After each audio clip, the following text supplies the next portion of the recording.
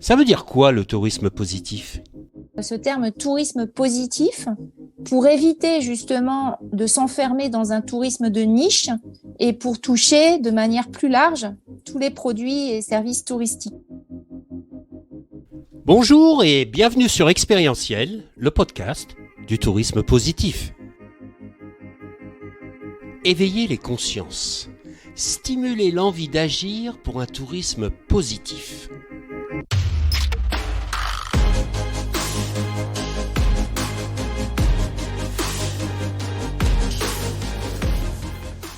On vous emmène dans un voyage vers un tourisme respectueux de la planète et du vivant, en partant à la rencontre d'acteurs engagés. À travers leurs histoires, nous allons découvrir des femmes et des hommes visionnaires, des leviers d'engagement qui sèment maintenant les graines de réflexion et d'action pour un tourisme positif. Je suis François Huette, ambassadeur du tourisme positif avec une expérience internationale. Je suis animé par le développement d'un tourisme de sens, proposant des expériences vertueuses en lien avec son territoire. Aujourd'hui, j'accompagne les acteurs du tourisme, mais pas seulement, dans l'évolution de leur activité vers un tourisme positif. Alors, pour ne rien manquer à notre actualité, suivez-nous sur la page expérientielle de Facebook, Instagram et LinkedIn. Cet été, la revue Espace a sorti un hors-série qui m'a beaucoup inspiré.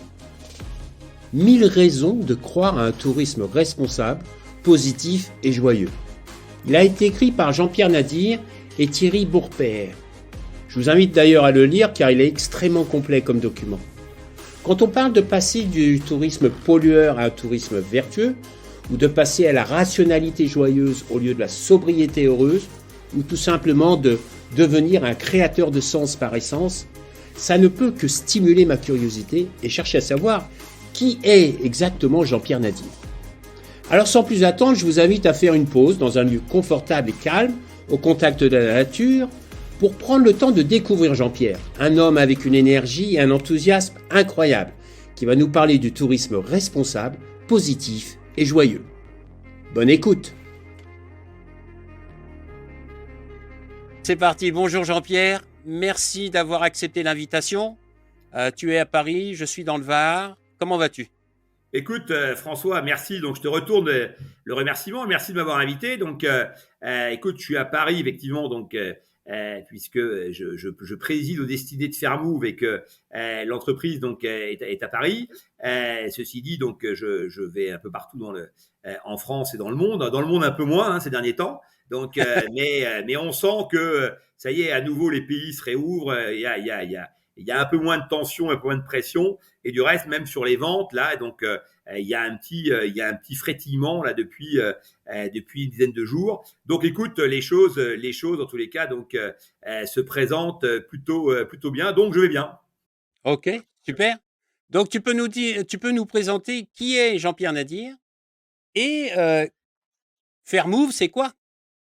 Ok, bah écoute, on va prendre dans l'ordre. Donc, surtout qu'il y en a un, Fairmove, qui est la conséquence de l'autre. Donc, qui est Nadir? Donc, moi, je suis ce qu'on appelle maintenant, ce qu'on a pu nous appeler donc un serial entrepreneur. Donc, j'ai commencé donc d'abord dans le marketing direct en créant une boîte avec associé donc au frère de Ben Simon, donc le couturier, donc était une boîte qui s'appelait 8e Média et qui proposait donc des solutions de marketing direct pour les commerçants, donc des distributions, de promotions donc dans leur zone d'achalandise. C'était ça il y a pas mal de temps de ça, donc 87, 88. Et puis ensuite, donc là, donc j'avais à cette époque-là, donc j'avais 21 ans. Tout de suite dans la foulée, j'ai rencontré Robert Laffont, qui avait lancé le magazine Entreprendre quand on était à 6-7 numéros, donc et qui m'a proposé donc de m'associer avec lui, enfin de venir travailler avec lui. J'y suis allé qu'à la condition de devenir associé, et donc assez vite, j'ai eu 15% donc du magazine Entreprendre que j'ai revendu à 23 ans. Et avec cet argent, donc j'ai créé un magazine de voyage, donc ça s'appelait Voyager Magazine, qui est devenu assez rapidement le numéro 1 des magazines de voyage pratiques en France, puisque j'ai atteint donc assez vite des chiffres de diffusion, donc autour de 100 000. Et puis après, j'ai même effectivement eu 2-3 années à 120 000 exemplaires au JD. Et donc, j'étais très nettement devant des magazines type Grand Reportage, etc. Et donc, là-dessus, j'y étais allé. Pourquoi ? Parce que j'avais trouvé que il y avait un manque donc de magazines pratiques indiquant aux gens à la fois donc l'intérêt des destinations de manière concrète, de manière immersive, et les moyens d'y accéder, donc les tours opérateurs, les différents acteurs, les prix des billets, la vie sur place, etc. Donc il y avait en gros des magazines oniriques type Géo qui faisaient rêver les gens. Mais moi, je voulais passer à l'acte déjà à l'époque, et donc je me dis, il y a plein de gens qui voyagent. Pourquoi ces gens-là, effectivement, n'auraient pas les éléments pour choisir mieux leur voyage? Et je rappelle qu'à l'époque, évidemment, en 90, donc on était dans le monde des agences de voyage physique. Donc, quand quelqu'un voulait partir et voulait des renseignements, soit il allait donc au Salon mondial du tourisme une fois par an, soit il allait à Opéra, il se tapait toutes les agences. Dans les deux cas, il repartait avec des grands sacs avec plein de brochures dedans. Et puis, il arrivait chez lui, et il mettait toutes ces brochures donc au mieux sur la table. Et il disait, Martine va prendre des ciseaux, va découper donc les trucs. Et il mettait les circuits, il comparait Nouvelle Frontière donc avec d'autres tours opérateurs. Et puis Alliance, par exemple, à l'époque, donc Alliance du Monde, et donc il y avait 450 tours opérateurs, il y avait pas beaucoup de clients, donc mais il y avait un secteur dont on sentait qui était bouillonnant et qui allait sous la houlette encore une fois Nouvelle Frontière ou du Club Méditerranée qui se développait, parce qu'à l'époque le voyage et même les vacances qu'offrait le Club Med, dans les deux cas, il y avait autre chose que de vendre un produit. C'est-à-dire que Maillot, il vendait du rapprochement donc entre les peuples. Et d'ailleurs, Nouvelle Frontière, c'était issu du discours de Kennedy de 70, sur justement, il n'y a plus de frontières, on va vers un monde sans frontières, et donc vers l'idée d'un citoyen universel. Et puis, Trigano, lui, c'était le retour sur soi, le ressourcement personnel, donc le plaisir, le partage, non pas avec la population locale, mais plutôt entre les clients. Donc, le partage de la fête aussi.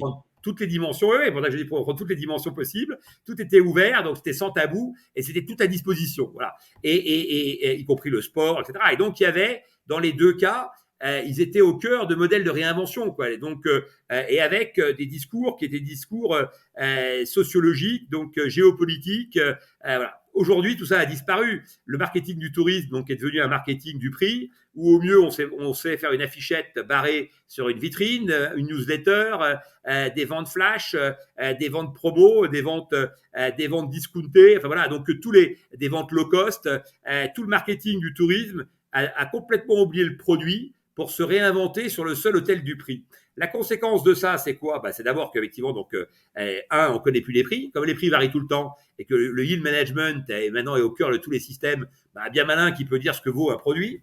Donc, au lieu de libérer les populations, on a rendu anxiogène l'achat de voyage, puisque ces populations, elles se disent, attends, j'ai peut-être intérêt encore à chercher un peu, peut-être qu'il y a un prix meilleur, j'ai intérêt à attendre un peu, parce que si j'achète au dernier moment, peut-être que j'aurai un prix meilleur. Et donc, on met tout le monde sous pression, toute la chaîne est sous pression, uniquement, effectivement, parce qu'on n'est pas capable de défendre donc les vertus des produits qu'on propose et qu'on n'est pas capable d'y mettre effectivement autre chose que du prix, c'est-à-dire du sens. Voilà. Et en fait, le voyage, qui était une quête de sens, donc est devenu aujourd'hui donc une recherche de prix. Voilà. Et donc dans cette logique-là et avec ce constat-là, moi, j'ai eu plein d'initiatives dans le tourisme depuis effectivement donc pas mal de temps, pas mal d'années. Donc, il m'a fallu du temps pour comprendre donc les grandes évolutions. Et ce qu'il y a de certain, c'est que depuis donc maintenant 2-3 ans, on voit que le tourisme est attaqué sur ses fondamentaux. On voit que tous ceux qui justement donc prônent un monde nouveau mettent le tourisme, pointent du doigt le tourisme comme étant donc un des responsables, un des coupables des maux effectivement donc du monde. Et donc je me suis intéressé à ça en me disant tiens, c'est intéressant. Il se trouve que j'ai vendu donc Easy Voyage et que j'ai créé donc en 2000 qui était le premier comparateur donc de prix donc avec des contenus et déjà une volonté effectivement donc d'information et qui a été longtemps le numéro 1 en France, hein, donc que j'ai cédé au groupe Webedia donc en 2015. Easy Voyage qui encore là donc dans les classements était dans les 10 premiers sites de voyage donc en France, donc avec plus de 3 millions donc de vues, de visiteurs uniques pardon chaque mois. Donc ça a été un gros succès. Ça a été donc pour moi une accélération personnelle assez importante. Du reste, qui m'a valu de devenir aussi investisseur, de prendre des parts dans des startups, etc. Et donc j'ai aujourd'hui donc pour conclure cette longue diatribe introductive, j'ai aujourd'hui donc un double statut donc un triple statut on va dire d'observateur donc expert un peu du tourisme. Ça fait maintenant 30 ans que je baigne là-dedans.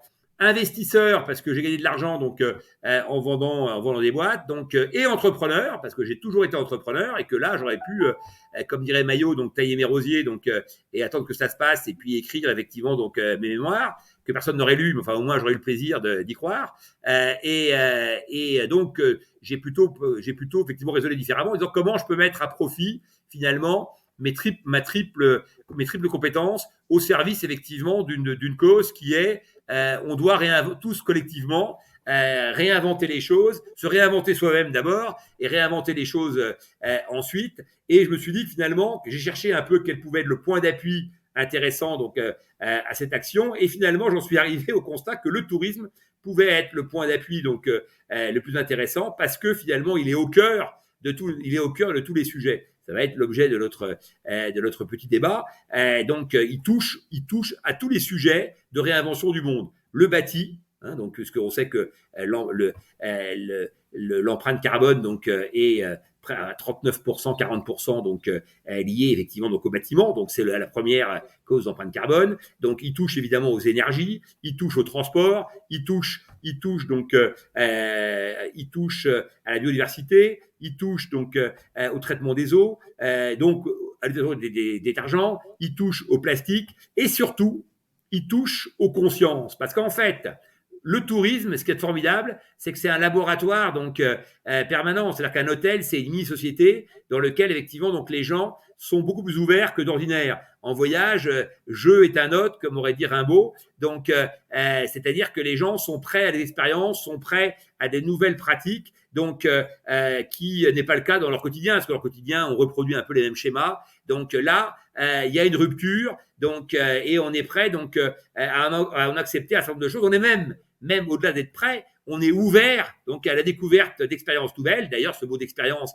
est devenu un peu maintenant le mot magique donc du tourisme. On parle plus de voyage, de tourisme, on parle d'expérience. Hein, donc il y a une quête d'expérience, bon, à la fois donc pour les vivre, mais surtout pour les raconter.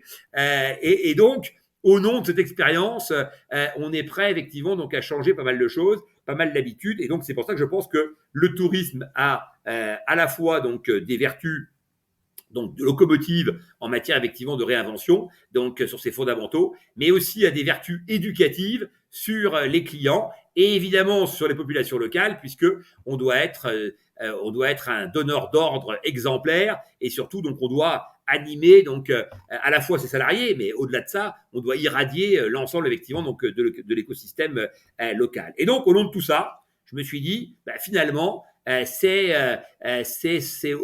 là qu'il faut que j'agisse.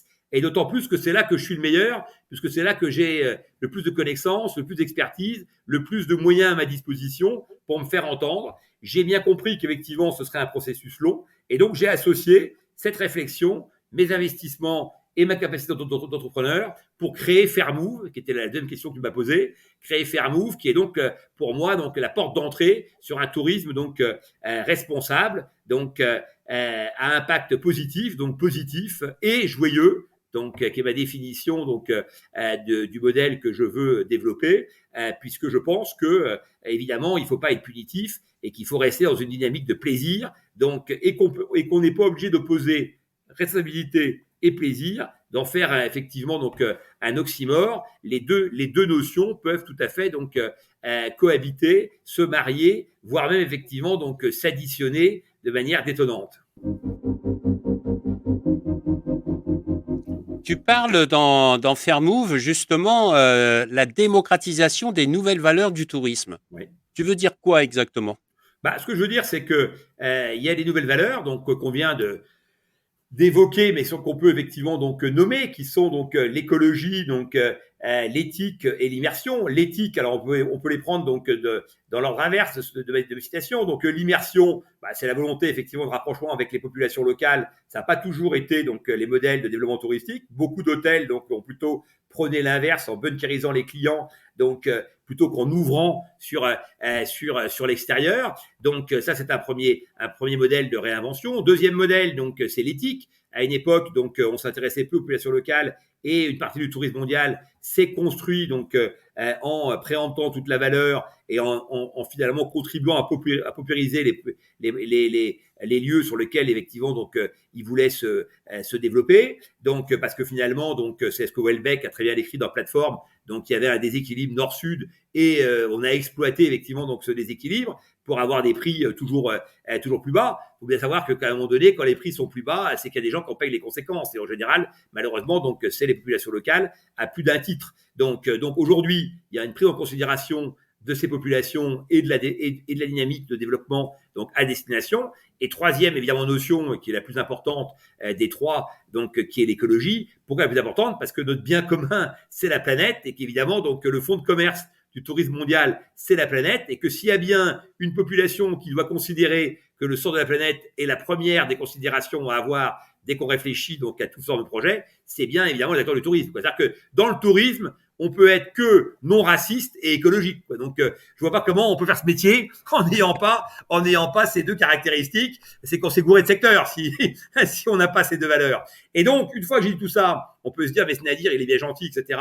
Donc, avec ses discours, pompeux, mais c'est pas lui qui paye le prix des voyages. Et nous, on n'a pas les budgets pour payer beaucoup plus cher. Et donc, toute la question posée, elle est là. Elle est de dire, si les valeurs que je viens d'exposer sont uniquement effectivement des valeurs qu'on retrouve dans un tourisme haut de gamme, donc on va dire des paniers donc supérieurs à 8 000 €, donc sur du à la carte, donc alors on sera passé à côté du sujet, puisque évidemment tous les autres vont dire nous on n'a pas les moyens de se payer ça, donc on peut pas, et on va retrouver les gilets jaunes du tourisme qui vont nous expliquer qu'effectivement donc eux ils peuvent pas payer l'essence plus cher parce que c'est leur seul moyen effectivement donc de se déplacer et qu'ils n'ont pas les ronds pour pouvoir, qui sont déjà justes et qu'ils n'ont pas les ronds pour payer plus cher. Et donc c'est ça tout le modèle, toute la proposition donc qui est la mienne, qui est de dire il faut mettre à disposition de tous ces valeurs, sinon on passe à côté du sujet. Et je pense que c'est tout à fait jouable. Donc je pense qu'il y a plein de gens qui œuvrent déjà dans cette dynamique. La seule chose, c'est que ces gens-là sont pas audibles,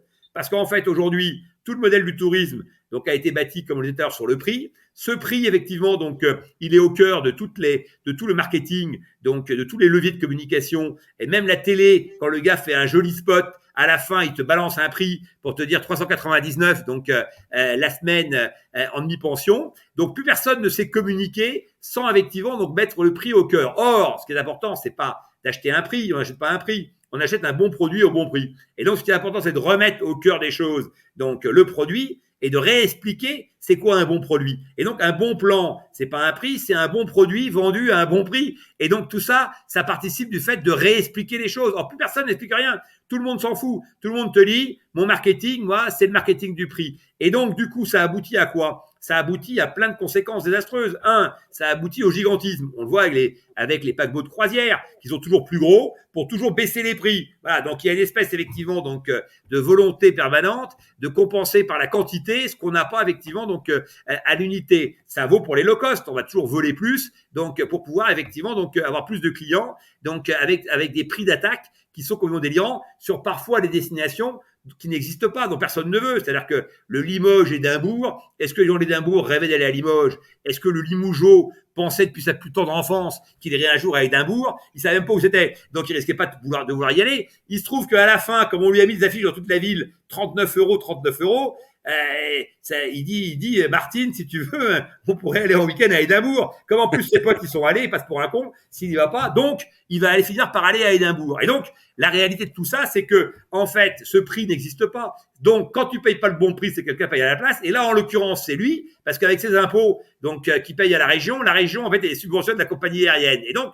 on voit l'absurdité du système de cette communication par le prix. On ferait mieux, effectivement, donc, de parler, de valoriser les destinations. Et d'ailleurs, une destination qui paye Ryanair pour avoir des clients, c'est bien un déficit de capacité à mettre en avant ses vertus, ses valeurs, l'intérêt de la destination et donc de donner envie et de créer le désir chez les clients. Donc, ce prix finalement, donc qu'on retrouve encore une fois donc à toutes les sauces, y compris donc depuis 10 ans avec ces fameuses ventes privées ouvertes à tous, puisque là c'est quand même le concept assez génial, des ventes privées ouvertes à tous. Donc les gens pensent tous qu'ils sont privilégiés, alors qu'en fait donc n'importe quel gland, effectivement donc il y a accès.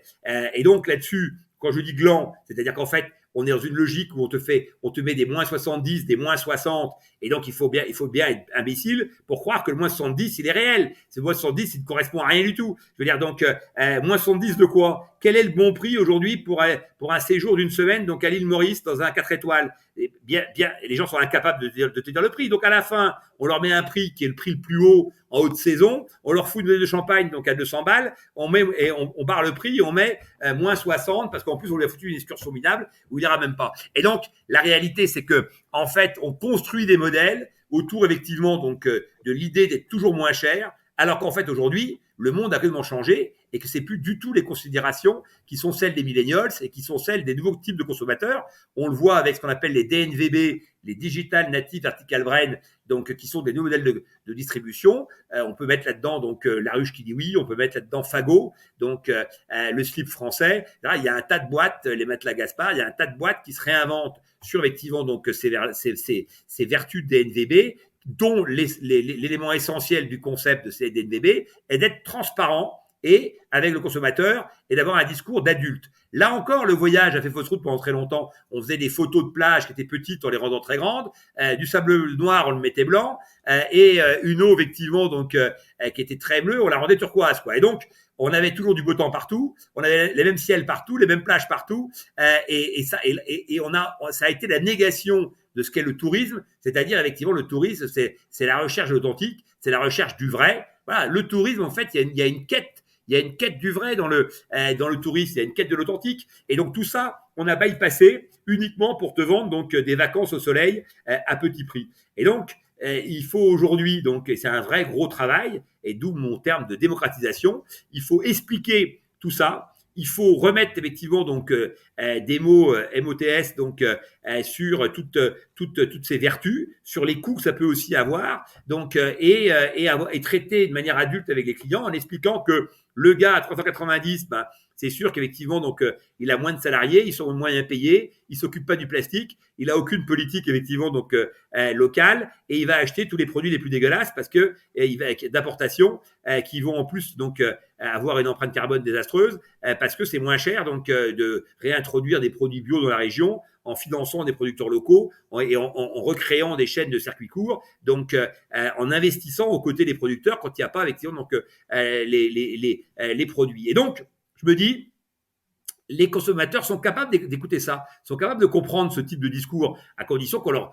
en donne les moyens. Et donc, Fairmove, c'est l'idée de dire on va démocratiser ces valeurs en sélectionnant des produits à impact positif, en les mettant en avant sur le site et en expliquant pourquoi ces produits-là ont plus de vertus que d'autres. En tous les cas, ils sont pas tous évidemment donc à impact zéro. Ils sont pas tous décarbonés totalement, puisque les produits totalement décarbonés vont commencer à apparaître maintenant. Donc, ça fait 2-3 ans que il y a des travaux là-dessus et qu'on voit effectivement un certain nombre de produits. Donc, je pense par exemple au Svart Hotel qui va sortir donc très prochainement, donc ou Arctic Blue, donc qui sont des hôtels qui ont fait un gros travail sur l'éco-bâti. Mais déjà depuis 10 ans. Il y a des gens effectivement donc qui œuvrent, qui utilisent des matériaux donc différents, qui respectent donc qui vont pas piquer le sable sur la plage d'à côté pour faire leur béton, mais qui vont utiliser des matériaux locaux et notamment donc du bois. Il y a des gens qui replantent effectivement donc du bambou pour pouvoir effectivement utiliser ce matériau.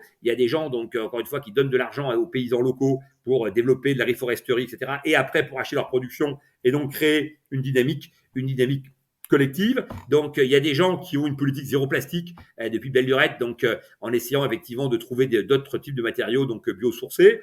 Et donc, là-dessus, on voit bien évidemment donc il y a dans la dynamique collective des hôteliers différents types de comportements. Et donc, moi, ce que je veux, c'est valoriser les bons élèves. Voilà, dans une époque où on essaye de tout, où on confond donc égalité et égalitarisme. Donc, j'essaye de faire sortir les bons élèves. Donc, pour expliquer en quoi il est pour orienter le consommateur qui va donc récompenser ceux qui œuvrent le mieux. Et donc, si on fait ça, à ce moment-là, on crée une vraie dynamique. Donc, où finalement, tous les hôteliers vont vouloir avoir ces codes-là parce qu'effectivement, donc les clients vont le demander. Et donc, on va enclencher un mouvement vertueux, donc qui va aller très vite en termes d'accélération pour effectivement donc aller vers un monde décarboné. C'est pareil pour le transport aérien, on pourra en dire un mot. Donc, mais on va retrouver les mêmes caractéristiques. Et est-ce que tu es optimiste aujourd'hui, depuis que tu as créé Fairmove, qu'il y a vraiment une tendance qui va vers ce tourisme?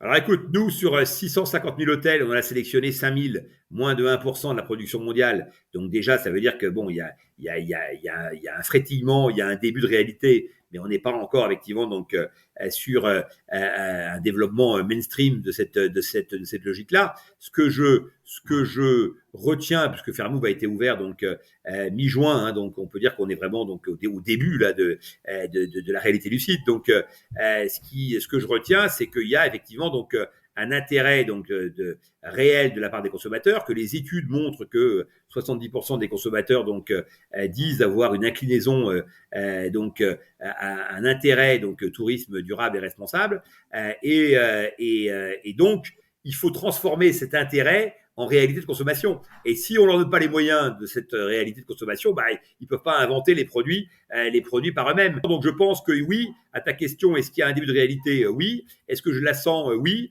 Est-ce qu'elle est aujourd'hui donc suffisante pour développer des business? Je pense que oui. Je pense qu'il y a des hôtels qui sont choisis pour ses vertus, pour ses qualités, pour cette politique, donc pour du coup l'atmosphère qu'on y trouve, le côté apaisant qu'il peut y avoir dans un hôtel effectivement, donc où il y aurait et de la dynamique sociale, donc et un écosystème donc autour dynamique.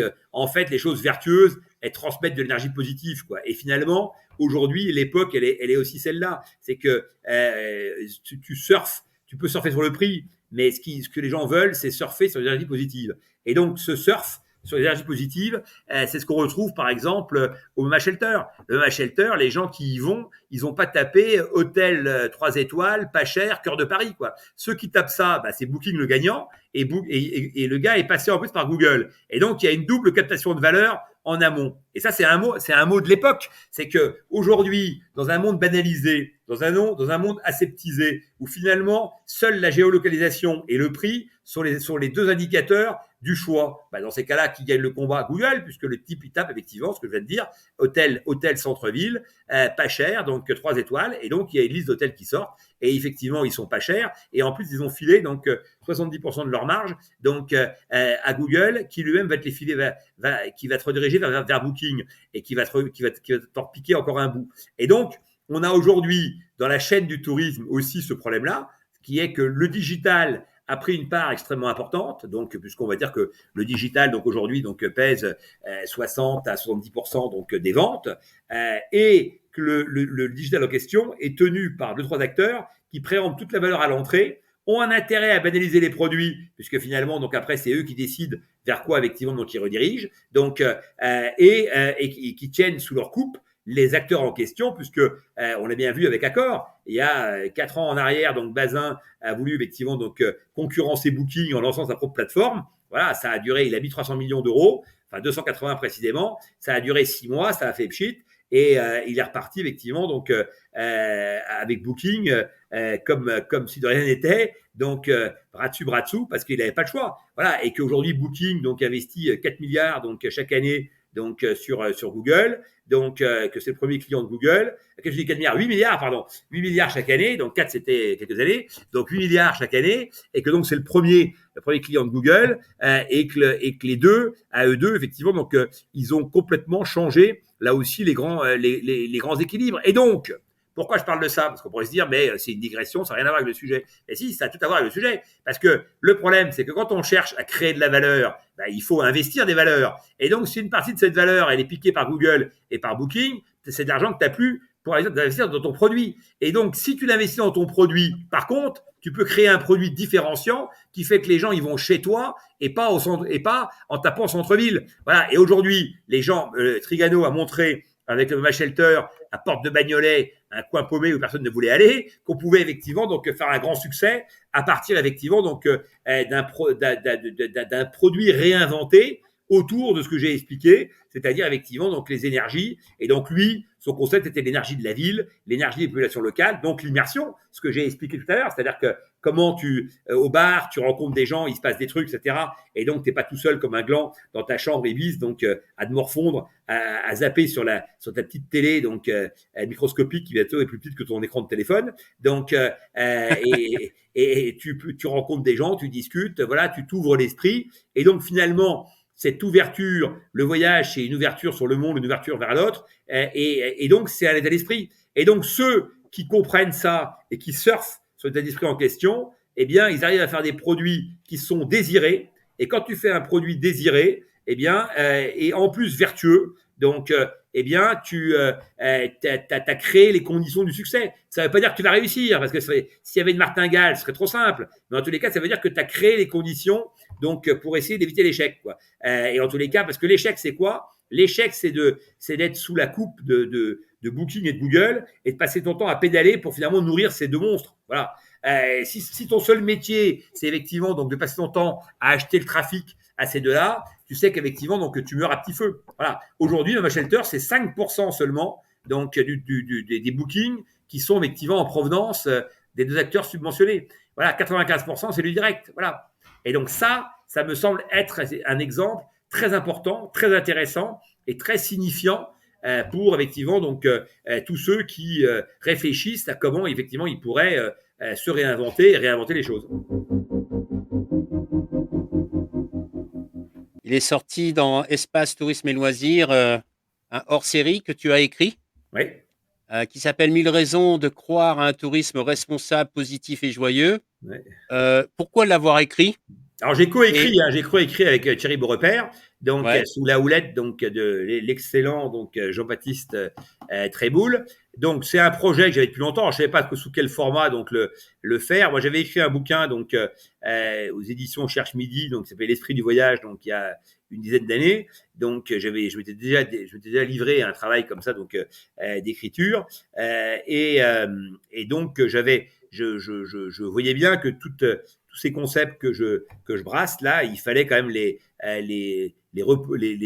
approfondir les différents piliers de ces concepts, tu vois, donc pour évidemment donc faire reposer tout ça sur un socle un peu solide. Il fallait que la chape intellectuelle, le corpus intellectuel donc soit assez solide. Et donc j'ai commencé en fait ce travail-là à partir de mai 2020.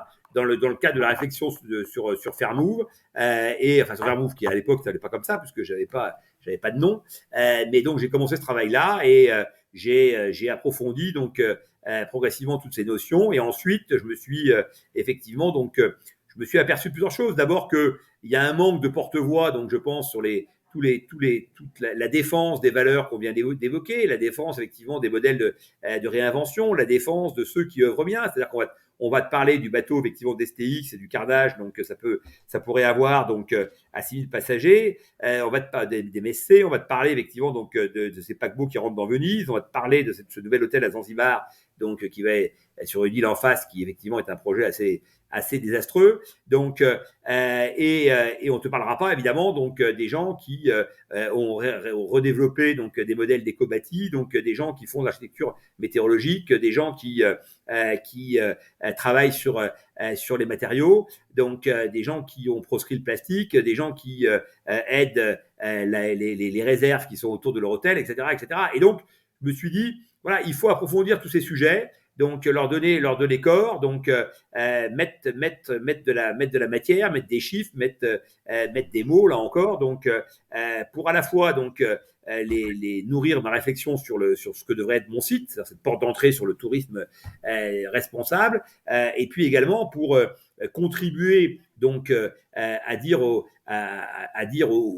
acteurs du tourisme que finalement c'est possible. Dès la couverture, donc on est très clair, donc on peut faire ce métier en donnant du plaisir aux gens. tout en les rendant effectivement responsables et en conscientisant effectivement donc les clients sur l'autel de ces nouvelles considérations, mais en les aidant, en les accompagnant et en leur proposant des solutions. Et donc quelque part, ça réinvente aussi le métier et ça redonne corps à l'intérêt de ce métier. Parce que finalement, si ce métier, c'est de taper dans une machine pour sortir des prix, ben ça, aujourd'hui, Internet le fait tout seul. Ça, aujourd'hui, Google le fait tout seul. Si le métier, c'est de sortir trois avis minables sur un hôtel, ben TripAdvisor fait déjà beaucoup mieux. Donc, globalement, je veux dire, l'agent de voyage doit se réinventer dans la connaissance des produits, dans sa capacité à mettre en avant des produits de meilleure qualité. Et donc, dans ces produits de meilleure qualité, est-ce qu'il y a mieux que l'écologie, donc l'immersion et l'éthique pour avoir des narrations sur les produits, pour donner effectivement donc plus de sens, un supplément d'âme donc aux produits en question? Non. Donc, en fait, avec ce hors-série, il s'agit effectivement donc de redonner donc de l'énergie et de la fierté donc à l'ensemble effectivement donc du métier autour d'une vision, autour effectivement donc de solutions. Voilà, et pas simplement effectivement donc de dénonciation, ce qui est toujours évidemment plus facile à faire. Tu as une compréhension et une perception du tourisme qui est très fine, etc. En travaillant sur ce hors-série, est-ce qu'il y a tu as découvert, tu as appris des choses, tu dis tiens ouais j'avais pas pensé à ça, et quelles sont justement ces choses qui t'ont marqué le plus? Ouais, c'est une bonne question. Donc, bon, alors souvent, on y trouve quand même ce qu'on y amène. Donc, j'avais déjà dans ce type de travaux. Donc, j'avais déjà donc pas mal effectivement d'idées donc et de conclusions. Donc, bon, ce qui est souvent le propre effectivement de ce type d'approche. Mais pour effectivement répondre à ta question de manière très concrète, donc ce qui m'a le plus donc étonné, donc surpris. Je pense, c'est les évolutions vers le transport et notamment donc en termes de transport aérien. Je pense que le secteur du transport aérien mérite à lui seul donc un hors-série de 120 pages sur toutes les initiatives qui sont prises et sur toutes les mesures effectivement donc qu'on peut prendre et sur toute la logique qu'on peut développer pour le rendre moins impactant donc dans les 10-15 ans qui nous séparent d'un avion propre et donc pendant années pendant lesquelles donc il nous faut trouver donc des solutions. Et donc là on voit qu'il y a des compagnies donc qui sont beaucoup plus vertueuses que d'autres et donc qui font encourager donc là aussi les clients à prendre les compagnies en question. Alors en 2 mots et en chiffres, si on résume ce que je viens de dire, l'empreinte carbone mondiale donc de l'aérien donc pré-Covid, hein, puisque évidemment on va prendre comme référence donc les années où aucun avion ne volait. Donc on va dire que grosso modo c'est 2,8% donc de l'empreinte carbone donc mondiale. Donc 2,8 pour situer, c'est 2 fois moins donc que le digital qui est maintenant donc rendu quasiment à 6%. Donc et c'est 15 fois moins que le bâtiment qui est donc à 40%. Donc déjà, il faut bien redonner effectivement donc les volumes pour que tout le monde comprenne de quoi on parle. Donc 2,8 c'est beaucoup trop, très bien, mais enfin c'est pas l'essentiel du problème du monde. Quand on écoute parler effectivement donc les décroissants donc sur le sujet du transport aérien, on a l'impression que si on arrêtait de voler, on réglerait tous les problèmes de l'humanité. Donc moi je pense que on en créerait de nouveaux. Voilà, donc notamment donc sur les flux migratoires, et ça, toute une théorie donc là-dessus, mais enfin qui est d'ailleurs pas une théorie, qui s'explique donc assez facilement, que je pourrais t'exposer. Et deuxième élément, de toute façon, donc on a un enjeu sur 2,8.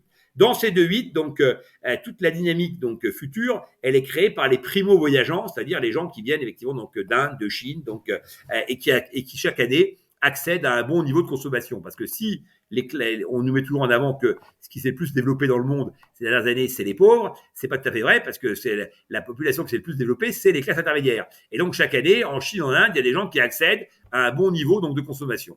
La première chose qu'ils veulent, ces gens-là, c'est 3 choses. 1, ils veulent la clim. 2, ils veulent une voiture. Et 3, ils veulent voyager. Bon. Et donc prendre l'avion.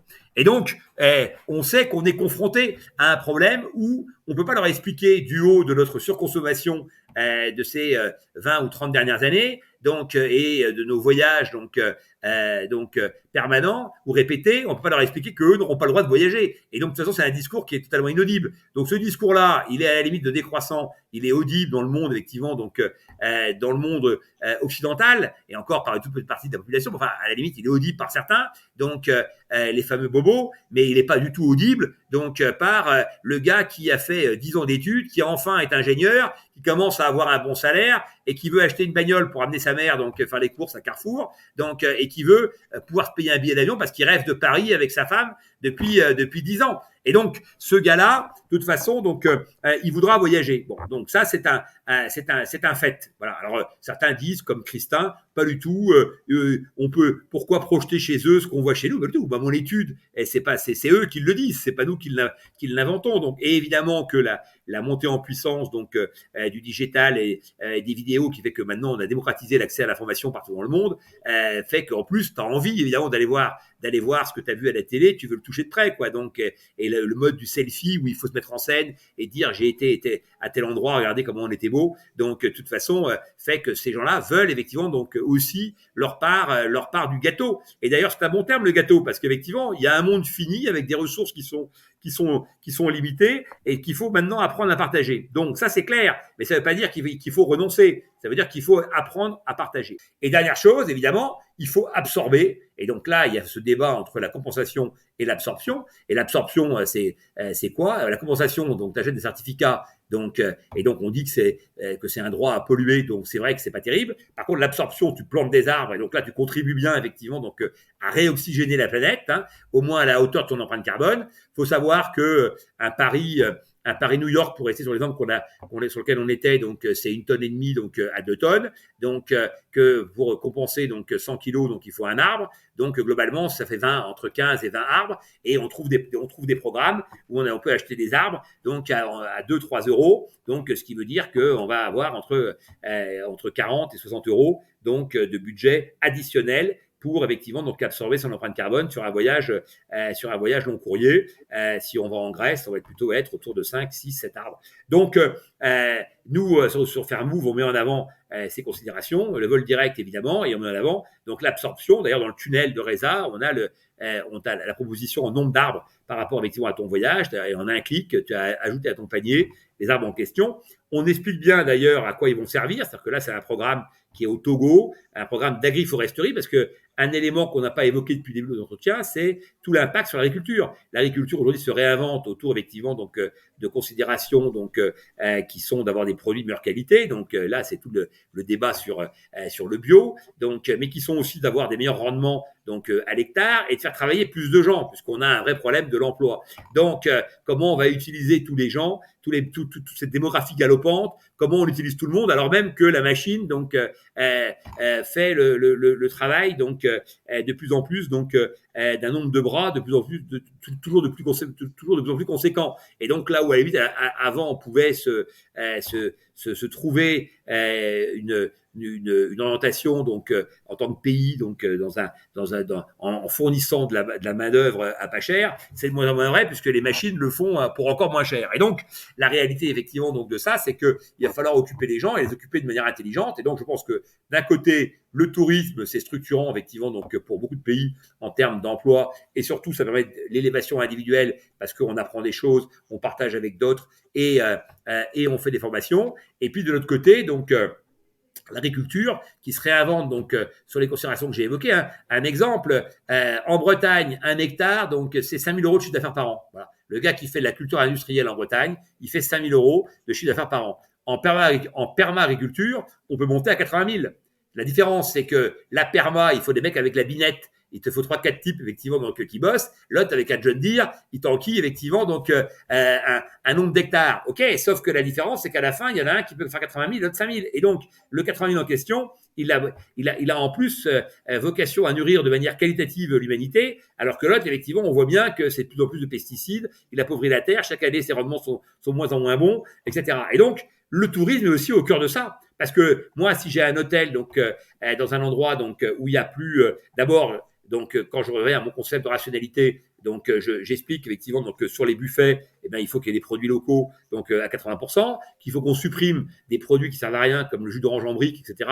Parce que tout le monde t'a expliqué pendant 20 ans que le tourisme mondial, c'était des buffets avec du jus d'orange, et que s'il n'y avait pas de jus d'orange, alors là, c'était vraiment donc la catastrophe. Enfin, le gars, si tu lui dis qu'il y a du jus de groseille frais et que les groseilles elles sont juste à côté, etc., peut-être qu'il préfère le jus de groseille. Hein. Donc, moi, en Guadeloupe, je préfère le jus de mangue, donc que effectivement, donc le jus d'orange Tropicana, Fusti Tropicana en bouteille, et qui a fait 3000 km donc en avion pour atteindre effectivement donc la destination. Et donc là, c'est ça aussi sur lequel le tourisme a un enjeu énorme, c'est que un produit alimentaire donc en moyenne dans le monde, avant d'arriver dans l'assiette du consommateur, fait 3000 km. Bon, le tourisme, en privilégiant les circuits courts, peut casser complètement cette logique-là. Autre logique qu'on peut casser, donc le gaspillage alimentaire. Le gaspillage alimentaire, donc c'est 1/3 de la production mondiale. Or, on sait pas comment produire pour toute l'humanité. Déjà, si on évitait d'avoir 1/3 de gaspillage, donc on aurait réglé le problème. Donc, le tourisme, pour revenir à mon idée de départ, qui est de dire c'est un petit labo, c'est la démonstration là donc que je viens de faire de cette idée-là,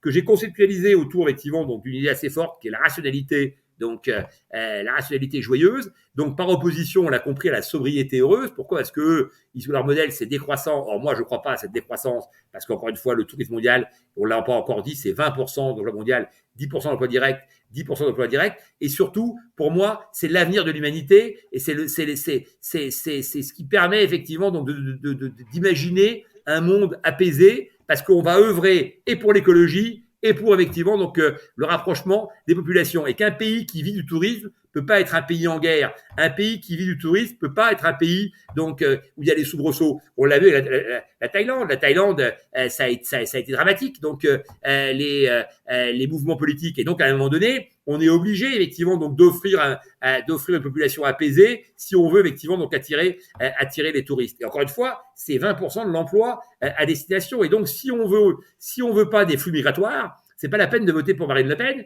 Il suffit effectivement de développer le tourisme. Voilà, parce que le tourisme, c'est de l'emploi local, et donc c'est la capacité donc des gens à avoir une vie digne. Et quand tu as une vie digne, tu restes chez toi. Tu n'as rien à foutre d'aller t'emmerder donc dans une tonne de Quechua à Porte de la Villette, donc à Djé-les-Miches, sans boulot, sans perspective, sans rien. Donc avec juste cette perspective éventuellement de monter à Calais pour passer en Angleterre, où peut-être qu'il y aurait soi-disant un avenir meilleur. Mais tous ces gens-là, en fait, c'est les plus courageux qui viennent ici. Ils ont pris des risques énormes. Et donc, cette énergie, ce courage et ce dynamisme, on pourrait l'utiliser à destination pour développer effectivement donc un tas de choses. Je pense à tous ces pays qui ne sont pas touristiques alors qu'ils ont un potentiel énorme, y compris le Sénégal qui l'est mollement, alors que ça devrait être un très grand pays touristique. Donc, je pense que le tourisme n'est pas le problème, pour conclure, mais au contraire, c'est la solution. Écoute, Jean-Pierre, merci beaucoup d'avoir partagé avec nous plus de 1000 raisons d'un tourisme responsable, positif, et ça me plaît parce que c'est un tourisme vraiment qui est inclusif. J'ai bien aimé ta perspective. Il y a des points de vue très intéressants qui font réfléchir.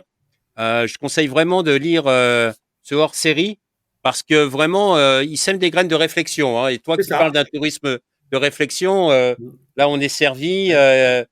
Moi, j'arrête pas de noter des trucs. J'y retourne aussi de façon régulière. Et moi aussi, je t'avoue, parce que j'oublie plein de trucs et donc je le relis de temps en temps.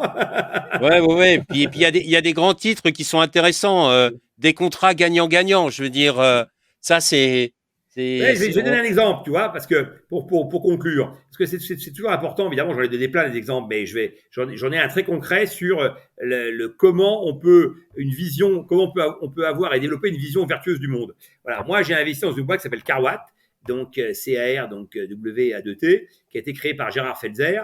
Donc Felzer, c'est l'ancien pilote d'Air France, là, donc qui a les cheveux blancs un peu qui ébouriffé, et qu'on voit sur BFM dès qu'il y a un problème aérien, c'est lui qui intervient. Il a une chronique donc il est ingénieur, il a une chronique sur l'évolution effectivement donc l'évolution des technologies donc autour justement donc de l'écologie, puisqu'il a été vert, il a été porte-parole d'ailleurs dans le mouvement pour la campagne de Hulot. Donc bon, ça n'a pas été un gros succès, mais enfin il était au cœur de ça, et donc il a créé une boîte donc Carwatt, qui fait du rétrofit. Donc, le rétrofit, c'est quoi? C'est transformer les véhicules thermiques en véhicules électriques. Bon.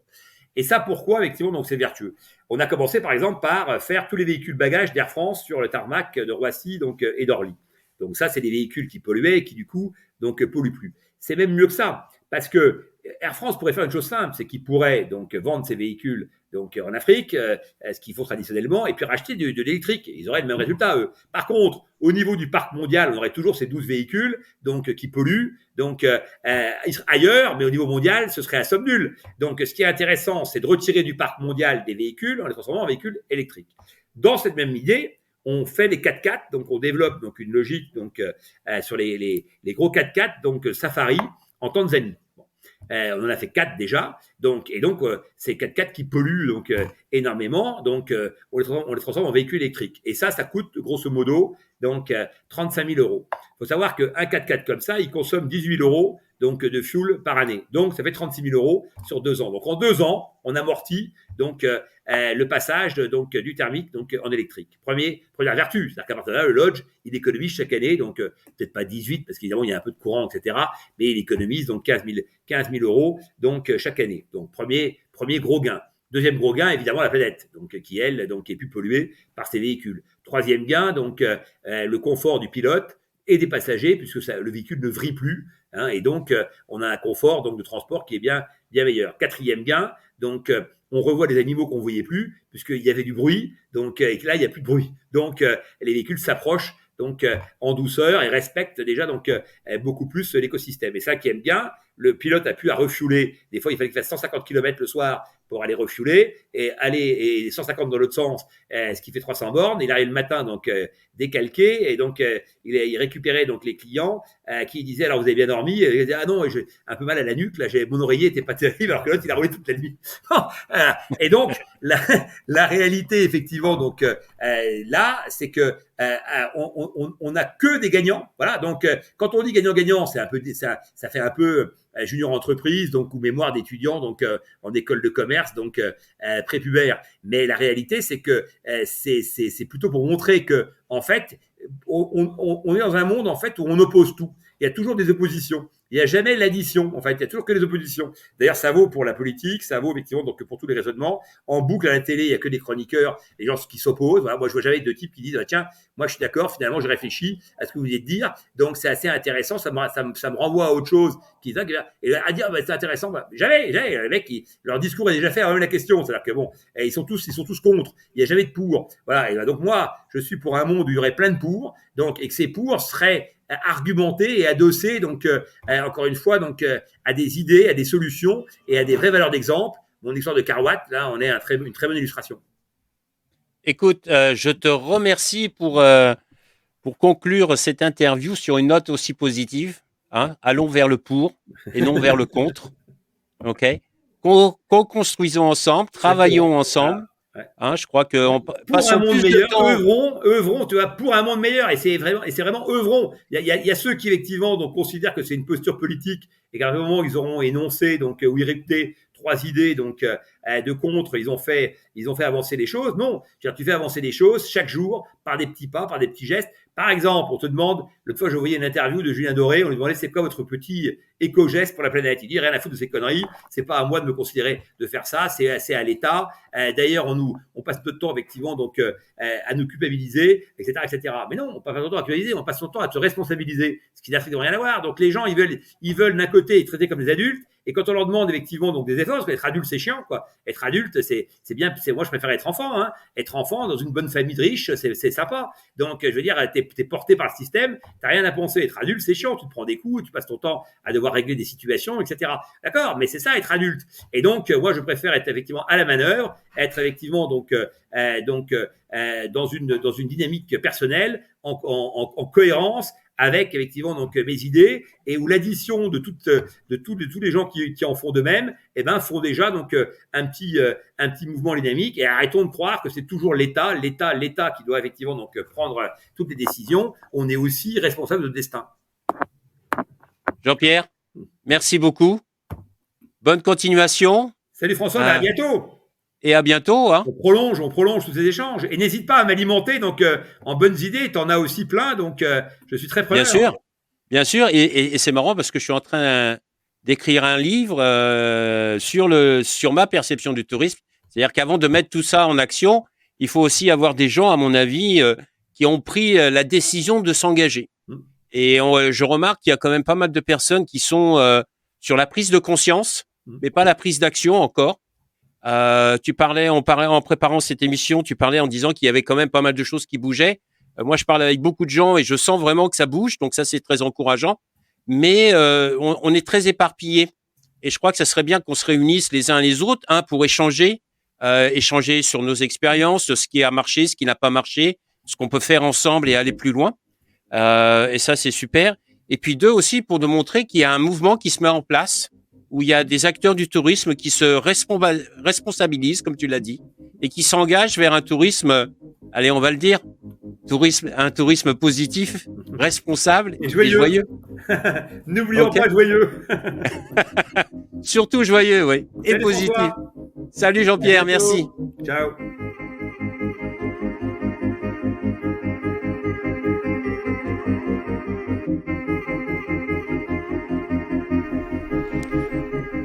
Voilà, c'est la fin de notre voyage du jour. J'espère que vous avez vraiment passé un agréable moment en notre compagnie. Nous avons pu semer des graines d'inspiration et d'action. Surtout n'oubliez pas, le tourisme de demain, c'est maintenant qu'on le construit et ensemble.